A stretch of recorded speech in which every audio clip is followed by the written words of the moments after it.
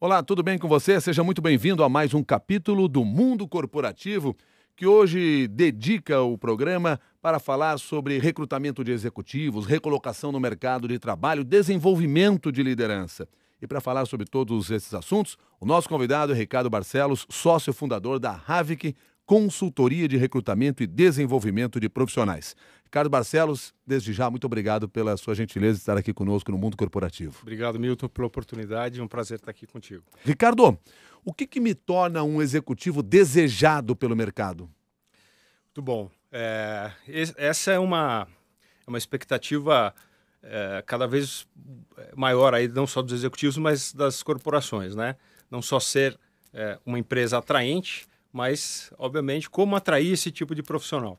O profissional atraente, obviamente, ele vai ter que ter uma composição de competências que vão atender ali as necessidades do segmento ou da área que o profissional, enfim, atua.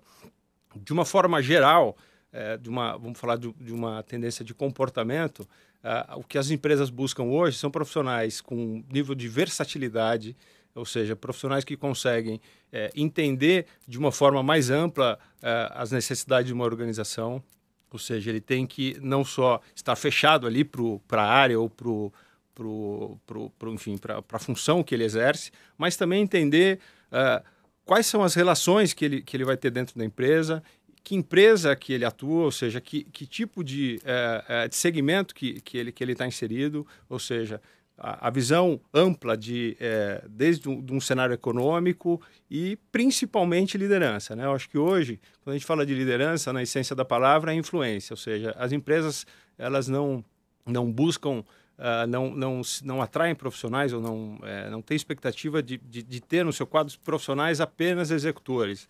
Elas querem trazer profissionais que executem aí, de novo, multifunções, mas que também questionem, que também tragam processos, iniciativas de melhorias e enfim, inovação. E como é que se identifica essas habilidades, essas características em um profissional? Então, habilidades e características são... A gente tem uma série de ferramentas hoje que ajudam nesse tipo de análise. Então, você tem hoje análises de tendência de comportamento, então são ferramentas que apoiam as estruturas não só de recursos humanos, mas áreas de negócio, a fazer esse tipo de mapeamento, identificar que tipo de tendência de comportamento que esse profissional tende a ter. Então, a gente tem hoje características distintas. Ninguém, né? Assim, são vários estilos de profissionais. Então, você tem profissionais com uma característica mais executora, mais pragmática, tem profissionais com uma característica mais analítica. Então, não existe o profissional ruim ou um profissional bom. É o profissional certo no lugar certo. E esse mapeamento ele pode ser feito através de entrevistas por competências, que são feitas através, né, das áreas de recursos humanos, óbvio, né, com o apoio da área de negócios para entender quais são as características exigidas aí para aquela função, né? Mas o profissional precisou mostrar isso no emprego anterior, por exemplo, ou no emprego em que ele está, ou isso é identificado a partir de uma entrevista, de uma conversa com aquele profissional? Sem dúvida. O currículo, a experiência profissional vai dizer muito desse executivo, né? Então, por onde ele passou, por quanto tempo ele ficou nas empresas, que tipo de projetos, ou seja, por que tipo de entrega ele fez, por onde ele passou, e é óbvio que isso vai ter que estar correlacionado com a expectativa que a empresa tem para aquela posição. Sem dúvida nenhuma, a experiência conta e conta muito, né? Agora, como é que eu me faço aparecer nesse mercado e faço com que o mercado me enxergue dessa maneira? Então, hoje existem alguns canais, né? Hoje você tem redes sociais que possibilitam aí uma exposição do indivíduo, mas é o interesse pelo network, isso que a gente reforça sempre, né?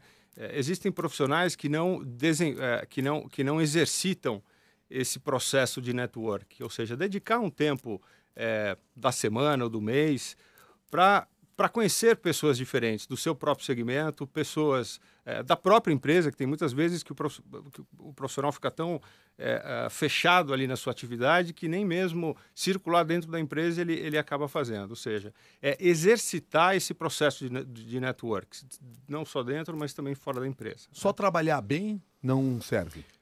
Hoje, assim, trabalhar bem é uma das competências que as empresas buscam, né? Então, tem uma estatística que é muito forte que diz o seguinte, que 90% das contratações, elas acontecem no enfoque técnico.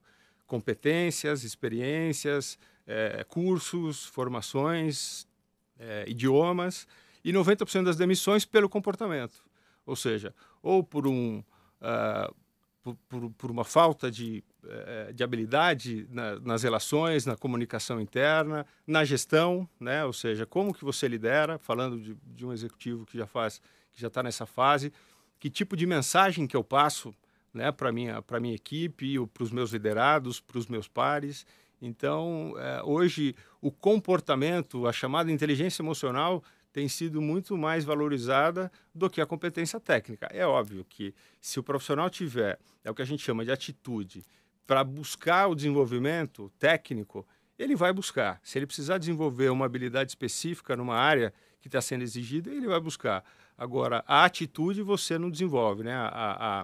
O comportamento já é algo mais complexo para você mudar num ser humano, principalmente no ser humano que já está num processo de maturidade, já está num processo estável. Ed Carlos mandou uma pergunta pelo e-mail.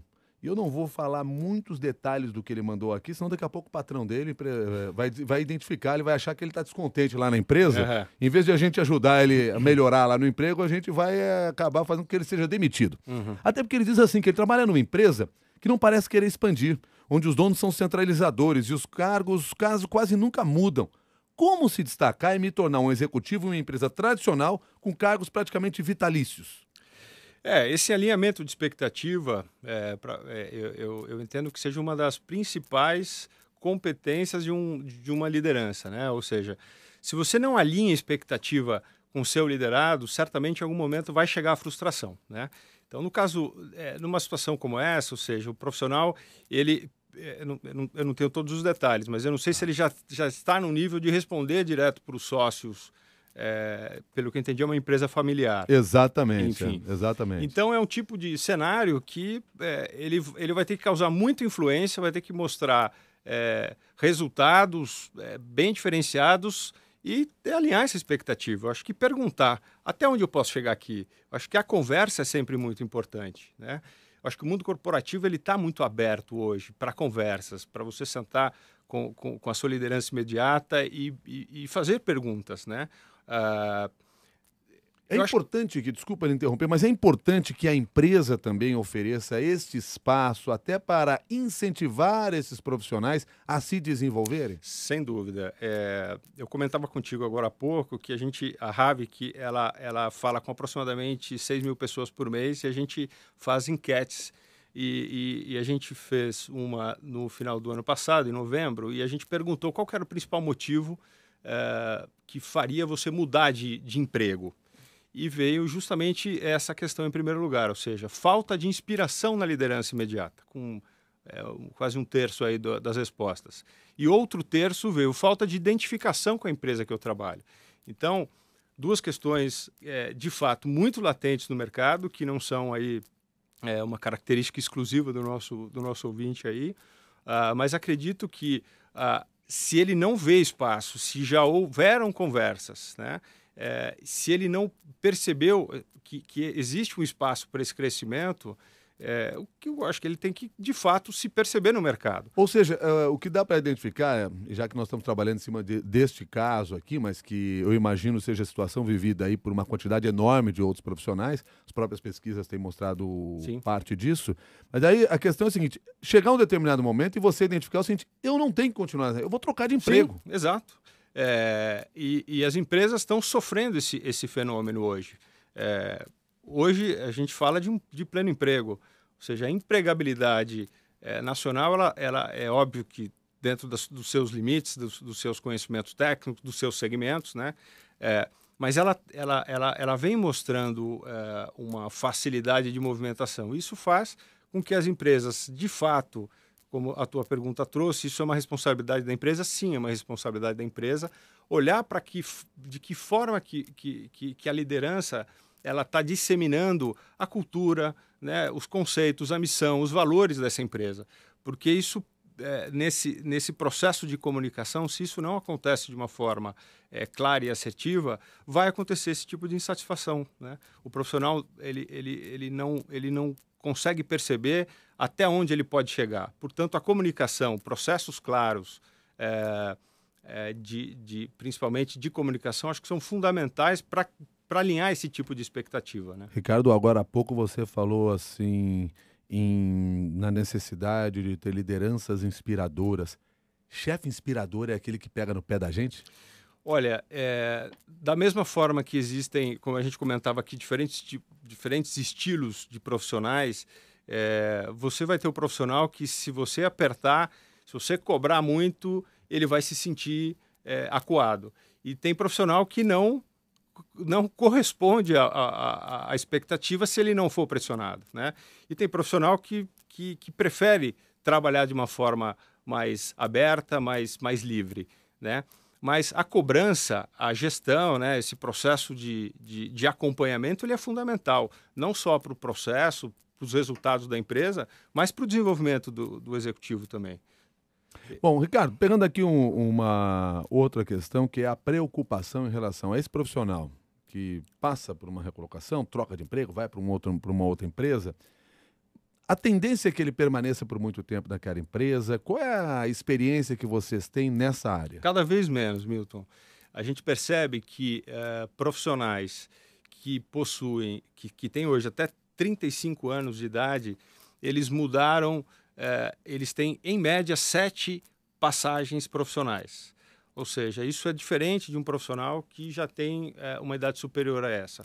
Então, o mundo corporativo, ele vem proporcionando esse tipo de alteração. Hoje, presidentes de empresa são contratados por empreitada, né? Quando eu falo empreitada, ele é contratado com um plano definido e com tempo definido também para a entrega daquele resultado. Então, eu entendo que cada vez seria mais comum um profissional ter passagens mais curtas na empresa. É óbvio que essa passagem ela não pode ser inferior a 2 anos, porque em 2 anos você já leva uma mensagem, bom, que tipo de projeto foi concluído, iniciado, executado e concluído em 2 anos. Então, acho que essa é uma atenção especial a se ter. Agora, isso se deve pelo fato de que a pessoa vai para uma empresa e se decepciona com aquela empresa, ou seja, a própria recolocação não foi feita com base em informações mais concretas e que fizesse com que o perfil dele se encaixasse naquela empresa? Ou é o mercado superaquecido, uma inconstância das pessoas, uma ansiedade das pessoas em estar sempre mudando,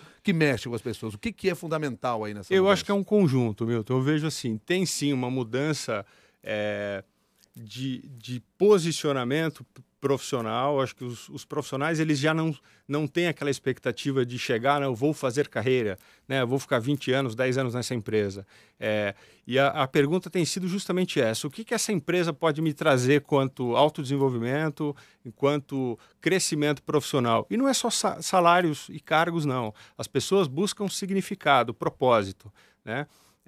Então, eu vejo que as empresas elas estão buscando ser atrativas, né?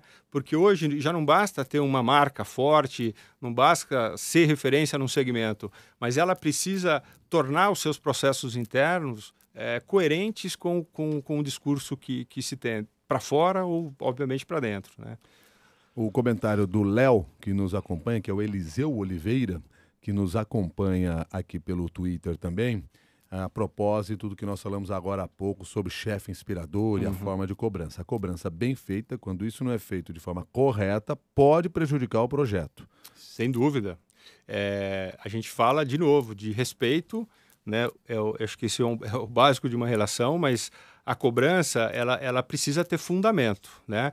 Ela precisa ser direcionada. Quando você cobra, você tem que dizer claramente o que você está cobrando, por que você está cobrando e que expectativa que você tem pela cobrança. Porque simplesmente cobrar sem explicar detalhadamente o que se espera daquela atividade ou daquela tarefa, de fato você vai frustrar o profissional. Né? Bom, mas me permita voltar ao tema da pós-colocação. Perfeito. Né? Vocês dentro da Havik têm esse tipo de preocupação de fazer esse acompanhamento do profissional depois que ele foi recolocado no mercado? Exatamente. A Havik, ela tem acoplado, ou seja, já faz parte do processo de recrutamento especializado para posições de liderança, o que a gente chama de programa de inserção. O programa de inserção, ele faz com que após 2, 3 ou 4 meses, depende do nível da posição, da senioridade da posição, a gente entenda como que esse profissional aterrissou nessa nova empresa, nesse novo desafio. Quando eu falo aterrissou, a gente não vai medir performance. 2, 3 meses não há tempo suficiente para você medir um resultado. Mas como que ele se adaptou à cultura da empresa? Como que a atitude dele vem influenciando, obviamente, com as áreas correlatas, pessoas, enfim, e a parte técnica, né? Ou seja, então é feita uma análise, o que a gente chama de 360, com as competências definidas pela empresa. Então a gente vai entender, por exemplo, o alinhamento, como que esse profissional se vê, ou ele, obviamente, ele próprio faz uma autoavaliação e a gente compara essa avaliação com as pessoas que trabalham diretamente com ele, sejam pares, a própria chefia ou a equipe, e a gente entende como que ele se autoavaliou nesse alinhamento e como essas pessoas que trabalham próximas também o fizeram. Geralmente, esse profissional ele tem noção de como ele é visto, do que ele realmente é, ou a avaliação é muito diferente? Exatamente. Nesse período, não. Ele ainda não criou as relações de uma forma próxima a ter esse tipo de informação com 2 ou 3 meses de empresa. Então, a ferramenta ela é muito valiosa por conta disso. A gente usa a metodologia de coaching para gerar um plano de ação para esse profissional e para justamente identificar os pontos de menor alinhamento e para que ele minimize isso ao longo desse processo, né? Então, isso tem se tornado muito rico para as empresas que a gente apoia, porque isso faz com que o nível, a quantidade de profissionais que identificados e não aproveitados pela empresa, ele seja muito baixo, né? Porque quando se fala de um serviço de recrutamento especializado, o que a empresa busca? A empresa busca um serviço que vai proporcionar ou vai trazer ali um profissional que vai corresponder às expectativas de um projeto, de uma área, de uma diretoria. Se isso não acontece, é uma dupla frustração, por ter errado na contratação e por ter, inclusive, impactado ou colocado em risco um projeto que pode ser, inclusive, um ano inteiro jogado fora por conta de uma troca de um executivo que seria a chave para a conclusão daquele projeto. Então, esse produto ele chega justamente para isso, para a gente alinhar e ter certeza que, primeiro, quem a gente auxiliou a empresa na contratação foi a pessoa certa, mas mais do que isso, ele precisa trazer os resultados, porque se ele não ficar na posição, o meu serviço, né, o serviço de recolocação ou de recrutamento, ele vai ser questionado, né? Pergunta encaminhada também pelo e-mail mundocorporativo@cbn.com.br pelo Christian. Depois da internet, mudou a forma de contratação e recolocação no mercado de trabalho? Absolutamente. A internet ela vem transformando o mercado de recrutamento. E por primeiro motivo. Primeiro que a comunicação entre as pessoas ela se encurtou, né, de uma forma bastante significativa. Então, muitas empresas optam por, primeiro, tentar a busca desse profissional através desse tipo de ferramenta e não tendo êxito, ou seja, não conseguindo concluir a sua posição, aí sim a gente já percebe a chegada dessa posição para as consultorias. Mas vem transformando sem dúvida nenhuma e vai cada vez mais, ela vai transformar. Até porque quando a gente conforme o nosso relacionamento no mercado, a gente vem percebendo que profissionais que já nasceram nessa geração, né, de high-tech, aí, enfim, de conexões, eles já começam a assumir posições de influência e de decisão. Portanto, eles já começam a testar esse tipo de alternativa antes de acionar uma consultoria. Bom, em relação ainda a essa questão, tem muita empresa hoje que só contrata pela internet? Existem empresas que têm o seu processo de recrutamento 100% internalizado. Mas no tempo que eu já tenho em recrutamento especializado, eu percebo que são ondas também, né? Uma empresa pode estruturar uma equipe de seleção por uma demanda X e, de repente, a empresa está numa expansão muito mais agressiva e essa estrutura não ser suficiente para dar conta de todas as vagas e posições que essa empresa tem.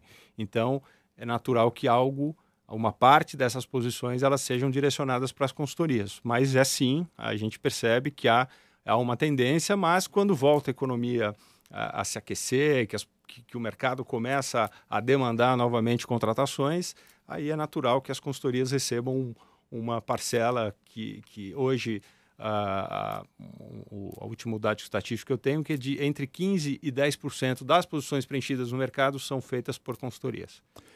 Você é sócio fundador da Havik. Você precisou na sua carreira profissional de um headhunter? Olha, eu nunca precisei de um headhunter. Até quando eu fiz o movimento para virar um headhunter, foi o segundo contato que eu tive com esses executivos. Ou seja, você não nasceu headhunter? Eu não nasci headhunter, mas nasci com uma característica de relações humanas. Então, eu sempre tive ligado à área de negócios e à áreas comerciais. Então, a relação humana sempre fez parte da minha trajetória profissional. E um headhunter, ele eu costumo dizer o seguinte, que o headhunter, ele é uma figura, obviamente, de negócios, de relações humanas, mas ele está o tempo inteiro em negociações. Ele primeiro negocia a capacidade da sua consultoria ou da sua empresa em entregar um bom trabalho. Depois ele vai negociar, ele vai ter que explorar uma determinada posição com um profissional. Depois ele vai ter que entender se esse profissional, obviamente, atende às exigências da posição e vai ter que negociar isso com a empresa também. E no final, a última negociação, que é sempre a mais complexa, que é você conseguir unir os dois interesses, né? Os interesses e o que a empresa tem para oferecer e as expectativas desse profissional no final do processo. Então, é um processo contínuo de negociação e de relação humana, né? Se você não precisou de um headhunter, por que alguém precisa de um headhunter para se desenvolver na carreira? Quando eu fiz o movimento e me tornei um headhunter, era um mercado ainda em transformação, era um mercado em crescimento, né? Hoje, o headhunter, ele teve muita força ao longo dos anos para posições de alta liderança, né? Presidentes, vice-presidentes, enfim. Até que esse mesmo serviço começou a ser visto também na média gerência e hoje até posições de analistas, ou seja, posições de suporte já são contratadas através de consultorias. O mercado de 2005 de consultorias, né, de recrutamento especializado para cá, de 2005 para cá, ele cresceu quase que 15 vezes, né? Então é um mercado que se proliferou de uma forma bastante significativa e eu vejo como um serviço fundamental ainda para as empresas, até porque somos latinos e essa relação humana, né, ainda pegando o gancho da internet, é óbvio que ela vem transformando, mas o contato, o olho no olho, uma entrevista profunda, uma análise mais detalhada do profissional ainda faz uma diferença significativa aí no processo. Aí o Eliseu fazer outra pergunta aqui. Então, por que um profissional precisa de um headhunter? O headhunter ele vai orientar o profissional, ou ele deve orientar o profissional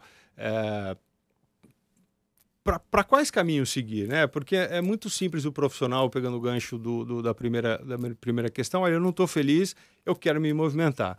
Mas me movimentar por quê? Né? Ou seja, talvez o exemplo aí esteja um pouco mais claro. Ele quer mais exposição, enfim. Mas para onde? O que me traz satisfação? Né? O que me traz... o que me deixa contente? Com o que eu gosto de trabalhar? E muitas vezes essas orientações vêm do headhunter. O headhunter, ele tem, sim, a obrigação, a responsabilidade de orientar esse profissional e até dizer, olha, para o caminho que você quer ir, você tem que desenvolver tais competências, tais elementos, para que você tenha uma empregabilidade e um êxito aí nesse movimento. Bom, a Lidiane traz aqui uma outra questão. Gostaria de saber suas dicas para a redução dos impactos profissionais após 6 meses de ausência na empresa, na dedicação ao nascimento de um segundo filho. E qual é a sua percepção da visão do mundo corporativo em relação a essa mulher, mãe, profissional, entre tantas facetas? Pergunta da Lidiane. É uma boa pergunta. Eu não percebo nenhum tipo de impacto, né? Porque a mulher ficou 6 meses afastada, e isso pode causar algum tipo de impacto na corporação que ela trabalha, né? Isso é até bem delicado a gente ter um tipo de posicionamento. Se ela for uma boa profissional e, obviamente, trabalhar numa empresa que valoriza pessoas, né? Eu vejo que a volta dela vai ser uma volta natural. E é óbvio que ela vai ter que passar por um processo de readaptação, né? Porque 6 meses distante da atividade profissional, certamente algumas coisas mudaram na empresa e ela vai precisar entender melhor um pouco dessas mudanças. E aí, mais uma vez, nós entramos numa questão que nós já tratamos lá no início desse programa aqui. Vai chegar uma hora que você deve avaliar, essa empresa me merece? Exato, esse processo ele já acontece. E ele já acontece quando a gente percebe nos programas de trainees, né? Trainees são, né, os profissionais que estão ali participando muitas vezes da primeira oportunidade, né? Então, o olhar deste novo profissional, apesar de não gostar muito das especificações, das letras, enfim, mas a geração Y é uma geração que já tem um olhar diferente. É justamente essa pergunta, né? Que empresa me merece, né? Para onde eu vou direcionar minha carreira e vou emprestar as minhas qualidades e as minhas competências, né? Então, hoje, a escolha deste profissional que está começando no mercado de trabalho, se ele tiver consciência, principalmente esses que têm uma boa formação, já falam um segundo idioma, já tem eles já saem na frente, eles vão escolher sim aonde eles vão trabalhar. As empresas costumam aproveitar bem o resultado dos processos de avaliação de desempenho?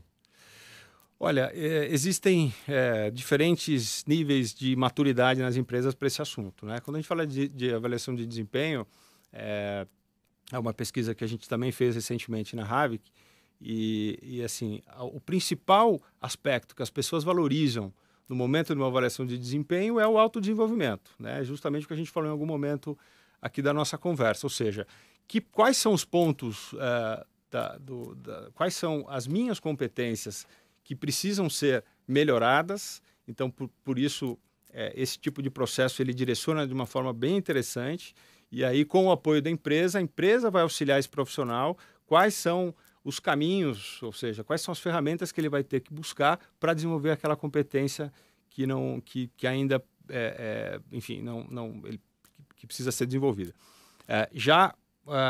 Tem uma parte de profissionais, são 20% deles, que entendem que essa avaliação de desempenho podem trazer um incremento financeiro, né? Um bônus ou uma participação nos resultados da empresa mais expressiva. E realmente existem alguns modelos de avaliação que premiam diferente quem tem as melhores performances, né?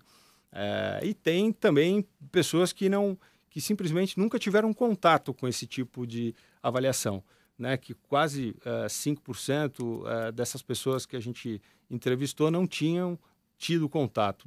Portanto, vai muito de acordo com a maturidade da empresa para os processos de recursos humanos e avaliação de pessoas. Mas pode ser ou deve ser uma ferramenta importante para a empresa. Absolutamente. Acredito que seja uma das principais ferramentas das estruturas, das áreas de recursos humanos, para poder alinhar aquela expectativa que a gente comentou em algum momento. Ou seja, o que eu espero de você, em que fase dessa expectativa que você está, quais são os seus ativos, ou seja, o que você tem de bom e o que você precisa desenvolver. Então, acho que são ferramentas fundamentais, é um processo fundamental para esse alinhamento de expectativa e você trazer para o profissional também uma cultura de relevância, de importância para o elemento humano dentro da organização. A partir do momento que você olha para as pessoas e leva esse tipo de análise, é óbvio que você vai trazer para o profissional um sentimento de acolhimento, né? Ou de olhar ali de desenvolvimento humano.